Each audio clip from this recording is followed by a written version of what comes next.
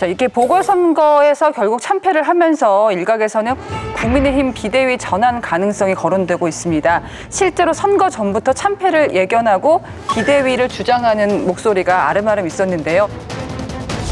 보수 정당의 유구한 전통은 보궐선거 지면 대표가 물러나는 거예요. 아니면은 김기현 대표 물러나지 않게 하는 대신에 내 말 잘 들어라 이런 쪽으로 틀 수도 있죠. 용산에서. 아마 이번에 강서구청장 보궐선거 끝난 다음에 보면은 무슨 뭐 원희룡 비대위하면 되지 않을까 뭐 이런 거 뭐 그런 거 갔다 올 겁니다. 한번 또 호사가들이 무슨 이렇게 될 경우에 비대위 체제로 가고 비대위 체제는 저나 무슨 권영세 비대위, 누구나 이렇게 원희룡 비대위 얘기를 하는데 그거는 어떤 면에서 우리 지도 체제가 좀 흔들리기를 원하는 사람들의 얘기일 수도 있습니다. 지도 체제가 이 자주 바뀌는 정당 쳐놓고 제대로 되는 정당이 없습니다. 선거 결과가 안 좋으면 비대위를 구성해가지고 어쩌고 저쩌고 하는 건 그동안 정치판에서 계속 써먹었던 그 회피책, 분장술에 불과합니다. 본판이 제대로 돼 있어야죠. 본판은 뭐냐? 윤석열 대통령의 국정 기조예요. 윤석열 대통령의 국정 기조나 국정을 임하는 자세, 또 국민을 바라보는 시선, 여기에 겸손한 마음이나 이런 것들이 담겨 있어야 그게 가능할 일이지. 지금 비대위 한다고 해도 그 인물이 그 인물 아닙니까? 걱정 안 하셔도 됩니다. 왜냐하면 비대위로 전환될 가능성 제로예요. 제로다. 저는 이제 평론가가 아니고 취재 기자 입장이지만은 일부 언론이나 평론가분들이 국민의힘이 강서구청장 보궐선거에서 참패를 하면 비대위로 전환할 것이다 이런 식으로 기사를 쓰신데 그거 완전 다 오보라고 제가 얘기를 했거든요. 실제로 국민의힘 내부 지도부를 보면 그런 기류가 전혀 없어요. 왜냐하면 기본적으로 대통령실에서 대통령이 김기현 대표 체제를 굉장히 신뢰하고 있어요. 믿고 있어요. 소통도 굉장히 잘 되고 있습니다. 지금도 그래서 이번 그럴까요? 그럼요. 그래서 제가 단언코 얘기 드리지만 이번 선거 결과와 관계없이 비대위로 전환되거나 김기현 대표가 물러가거나 이런 일은 전혀 없을 겁니다. 네. 아니 그거보다 뭔가 확 바뀌었다라는 느낌을 비대위로 준다라는 것은 저는 굉장히 옛날스러운 거라고 보고 지금 일단 국감 시즌이잖아요. 국감이고 그다음에 예산 시즌이고 그다음은 이제 총선으로 들어가는데 지금 바뀌었다라는 느낌을 주려면 완전히 정쟁으로만 하는 그런 분위기에서 벗어나서 제대로 국감하고 그리고 예산도 제대로 하고 이런 모습을 여당이 먼저 보여주는 게 굉장히 중요하죠. 그래야지 저 국민들이 진짜 이제 좀 제대로 해보려나 보다 하는 거지. 그 다음에 총선 준비 국면으로 넘어갔을 때 어떻게 하느냐. 저는 그거는 지금 당장 그 비대위라는 얘기를 먼저 마주 뭘 바꾸려고 결심한 비대위야 이렇게 얘기하는 거는 좀 적절하지 않다고 봐요. 비대위가 구성되려면은 일단은 지금이 위기라는 상황 인식이 있어야 되거든요. 그 인식이 없어요. 우리가 총선 앞승에 발판을 만들었다 이러고 있잖아요 지금. 이런 건 위기의식 자체가 없다라는 거고, 그러니까 또 비대위를 또 만든다는 것 자체가 뭘 의미하냐면 김기현 체제가 아니다라는 얘기인데 누가 세운 겁니까? 대통령이 세운 체제예요. 누구나 다 아는데. 그럼 그걸 세울 수도 없는 거고 지금 그래서 저는 그 비대위 가능성은 없다고 봐요. 아니 근데 진 교수님이 너무 비관적으로 말씀하시는 것이고 민주당보다 낫다고 봐요. 이번에 민주당이 압승했지만 둘 다 어차피 한심하다고 국민들이 지금 생각하고 있는데 변화의 계기는 지금 이쪽에서 만들어진 거죠. 국민의힘. 오히려. 지금 이렇게 크게 졌기 때문에 위기라고 생각 안 할 수가 없는 상황이에요. 이 상황에서 정말 여기서 배울 거 배우고 국민들에게 우리 진짜 제대로 하겠습니다 이런 인식을 주면 앞으로 6개월이라는 시간이 남았기 때문에 저는 더 좋아질 수 있는 기회가 이번에 마련됐다고 봐요. 굉장히 희망적으로 관측을 하자면. 그래서 지금 다들 앞으로 이제 며칠 안에 공식적인 멘트가 뭐가 나오느냐 거기에 희망을 걸고 있는 거죠.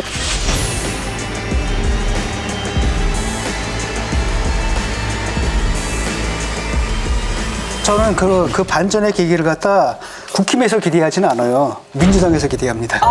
왜냐하면 민주당이 또 기고만장할 거거든요. 그렇죠. 그럼 이제 일단 한 번은 국민들이 이쪽을 심판을 했거든요. 근데 어쭈 이것들을 봐라. 그러니까 아마 그거를 기대할 것 같고. 아니 근데 이제 그 윤석열 대통령이나 국민의힘이 안 바뀌면 대전환이 없으면 민주당으로서는 영원한 희망의 등대. 예. 그러면 이제 우리는 사실은 우리도 쌓여 있는 내부 모순이나 부조리한 것이 많거든요. 그럼 그거 뜯어고치고 보다 유능한 스마트한 정당으로 바뀌어야 되는데 그걸 지금 쌓아놓고 전혀 손대지 못하고 있어요. 그럼 우리도 이제 썩어가는 거죠. 이게 이제 큰일 났다 우리도. 저 국민의힘이나 윤석열 대통령의 바뀌지 않는 모습을 보고 지금 진 교수님 말씀한 대로 우리 또한 여기에 희망이 등대로 영원한 희망이 등대구나라고 생각하고 그냥 릴리 일리 만보? 예. 그렇죠. 뭐 이러다가 윤석열 정부에 대한 평가인 건 분명한 사실이지만 이재명 대표를 보고 투표를 근데 해서 저는 승리를 그게 안겨준 건 아니거든요. 궁금하더라고요. 이게 윤석열 정부에 대한 비호감 때문에 이런 결과가 나온 거냐 아니면 이재명 당대표에 대한 지지의 결과냐. 뭐 문자 폭탄이나 이게 네. 댓글 쓰는 분들 소위 그 개딸들이라는 분들이 기존은 봐라 그동안 이재명 대표한테 겨붙었더니 너도 큰 콜 맞았다. 이재명 대표 때문에 이렇게 큰 승리를 한 것이다. 네. 앞으로 잘 모셔라. 뭐 이런 취지예요. 근데 그게 말이 아니잖아요.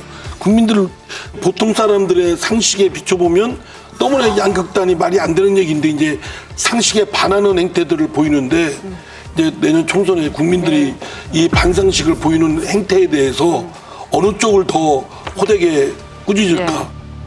이재명 대표에도 불구하고 뭐 지금 동료들한테 막 고름이라고 얘기하는 그런 발언들이 막 횡행하고 있는데도 지금 우리에게 그 다시 선거를 하게 만든 사람을 다시 내보내는 오만함에 대한 그 응징의 요구가 압도적이었다는 거예요. 퇴근하고 줄을 쫙 서가지고 내가 투표를 하고야 말겠다라는 사람들이 결국 누구를 응징한 거냐고 봤더니 이재명당 지금 개딸당이 아니었고 국민의힘이었다는 딴 정부였다. 거죠. 이건 굉장히 무서운 거고 앞으로도 마찬가지입니다. 민주당이 뭘 어떻게 하든 그것에 대한 심판보다는 여당에 대한 심판이 훨씬 더 중할 거다.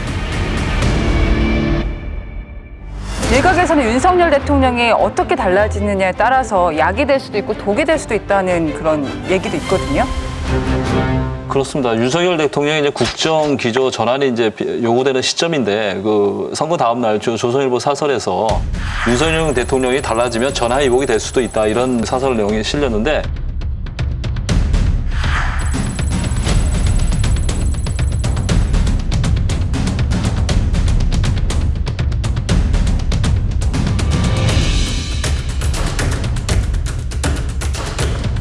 제가 이와 관련해서 좀 한 가지 우려스러운 일은 문재인 전 대통령이 조국 전 장관에 대해서 그렇게 뭐 마음의 빛 운운하면서 이렇게 정을 못 끄는 것처럼 하셨잖아요. 이번 그 강서구청장 보궐선거에 김태우 전 구청장을 사면하고 공천한 것처럼 김태우 전 구청장에서 또 인연을 이번에 끊으셔야 되는데 못 끊고 가시면 내년 총선에서요 김태우 전 구청장이 또다시 설마 공천? 공천 줄 거예요. 아유, 저는 그렇게 보고 있습니다. 이분은 지금 선거에서 졌지만은 뭐라고 다니는지 아세요? I'll be back. 나 다시 돌아온다. 이렇게 그렇게 크게 얘기하고 다니세요. 졌는데도요? 예. 그래서 아마 지역에서는 그 김태우 전 구청장이 이번 보궐선거에서 졌지만 총선에 또 나올 내년 것이다. 총선에 또 나올 것이다. 라고 얘기하고 자기 스스로 거의 비슷하게 그렇게 얘기하고 다녀요. 그리고 이사도 하셨고. 그런데 그 힘의 배경이 뭐예요? 대통령을 팔고 있는 거거든요. 그래서 만약에 내년 총선에서 또 김태우가 화두에 오르면 이건 진짜 악재예요. 여러분, 여기를 눌러서 구독을 해주시면 강적들 컨텐츠를 빠르게 만나보실 수가 있습니다. 알람 설정도 잊지 말아주세요.